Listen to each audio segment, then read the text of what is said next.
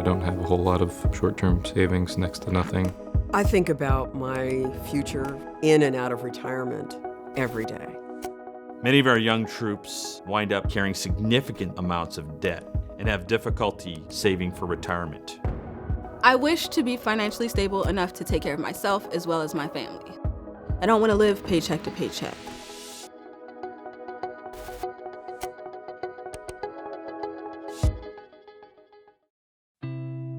My name is Brianna. I'm 25 years old. I have about $30,000 in student loan debt. I have not started saving for retirement. I went to Towson University, and my major was mass communications. My father passed my second year in college, and it was pretty much a shock to everyone. So my mom now became a single parent and was taking care of me and my younger brother. When I got out of school, I thought I was gonna make tons of money. I thought I would be super successful, but I ended up moving back in with my mom. I was making about $10 an hour in my first internship, so not a lot at all. I work for a public relations firm, and I love my job. In about a year, I'll be eligible to have a retirement plan with my company. It does worry me a bit to take money away from the paycheck that I'm already pretty much using up. My mom pretty much lost everything when she sold the house. I know my mom was struggling a bit financially. She would never ask me for help. But if I can provide for her, I will. So whenever I have the opportunity, I'll give her whatever I can. My childhood was amazing. So I want the next chapter to be just as happy, to be filled with joy. And not just for myself, but for my mom, for my younger brother. I just want the next few years to be successful. Brianna is one of an entire set of stories from young people who are finding it difficult to save, all the way to people who have worked many years, who realize and are fearful that they're not going to have enough money to retire.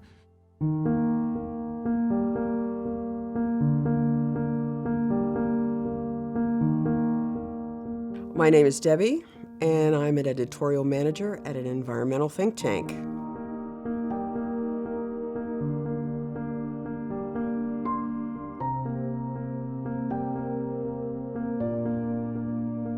I was in journalism for the better part of 40 years, and I've had a great time doing it. It was enough to live a comfortable life. Lucrative? No, I wouldn't say. I've contributed to 401ks and 403bs whenever I could, but I still worry about outliving my retirement income. There couldn't be a more personal discussion than when you plan to retire. But it's a balancing act, because if you retire earlier, you're tapping your retirement funds more, you're not contributing to them. If you take Social Security early, the payout is less. I don't want my last years to be filled with worry about my finances or my family's finances. It's all a lot to think about. It's important that we act now on Social Security because the trustees have told us Social Security is going to be insolvent in the next 20 years. That means everyone who is expecting Social Security benefits will get a 23% cut. That would be absolutely devastating to the millions of Americans who are relying on Social Security benefits to meet their needs, to pay their expenses. So this is critically important that we act and act now.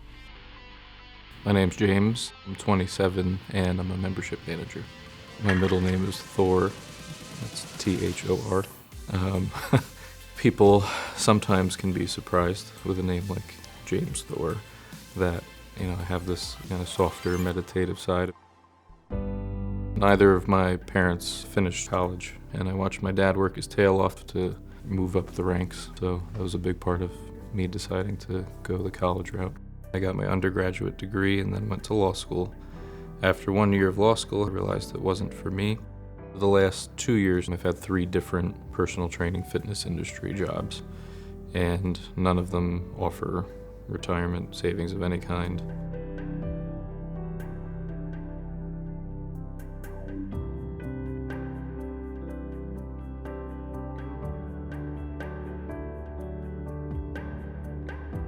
Life after college, I thought financially I'd be a little more stable.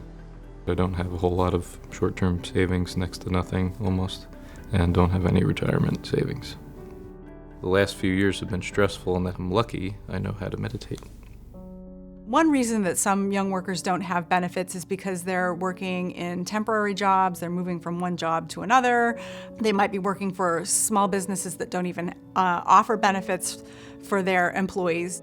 Most people, in fact, want to save for retirement. This is a difficult decision. How much should I save? What investment options should I choose? Those are hard things to wrestle with if you're not a financial expert. I'm a retired Air Force Lieutenant Colonel. Well, my parents came from India in 1968. Their goal was to allow their children to pursue the American dream. When I was old enough, I joined the Air Force. Believe it or not, I graduated from pilot training the day after September 11, 2001. Before I knew it, I was flying troops to a combat zone in the Middle East. I was totally focused on my mission and had no time to think about our financial future. The men and women who serve our nation serve with such dedication that it can be easy for what they do to distract them from some of their financial obligations. And that places additional strain on military families. You come into the military with an assumption that your retirement will be sustaining for you at the end of your career. But once you let the numbers break out, you realize that that isn't always true, especially for our youngest troops who often live paycheck to paycheck. We need to do a better job of ensuring that they have the opportunity to pursue a financially stable lifestyle after they complete their military career. You know, I represented a state with 2 major Air Force bases, and so I had many opportunities to talk to young airmen, men and women.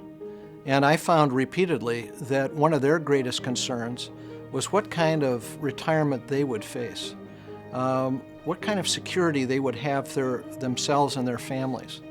And they knew that they weren't doing everything they could do to be prepared. But they needed some help. They needed a plan.